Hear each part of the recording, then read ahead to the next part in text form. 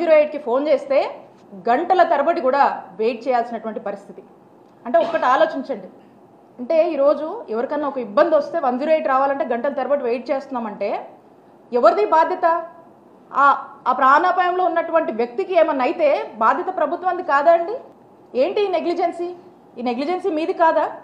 ఈ రోజున 6 నెలలైంది మీరు అధికారంలోకి వచ్చి, ఇప్పుడు కూడా మేము బ్రహ్మాండంగా చేసాం. 6 నెలలైంది మీరు వచ్చి, మీకు చేతనైంది మీరు చేయండి, మీరు మంచి చేయండి, ఈ సర్వీసెస్ని ఇంకా స్ట్రెంథన్ చేయండి, మీరు మంచి సేవలు అందించండి.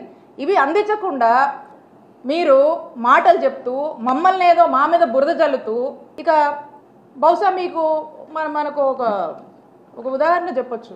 ఏదైనా ఒక కుక్కని మనం చంపేయాలనుకోండి, దానికి ముందే పిచ్చిది అని ముద్రేస్తారు.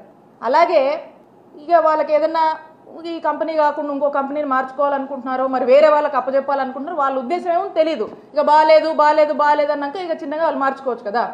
సో కాబట్టి ఇలాంటి మీన్ థాట్స్ ఉండి ఏదో జగన్మోహన్ రెడ్డి గారి ప్రభుత్వం మీద బురదేస్తే అయిపోతుంది అని చెప్పి ఇలాంటి మాటలు చెప్తే ప్రజలందరికీ కూడా తెలుసు ఏ విధంగా మేము వైద్య సేవలు అందించామో. ఈ రోజున మీరు మంచిగా అందించాల్సినటువంటి బాధ్యత రాష్ట్ర ప్రభుత్వం మీ మీద ఉంది. మీ బాధ్యతను మీరు సక్రమంగా నెరవేర్చండి అని తెలియజేస్తున్నాం. Please subscribe .news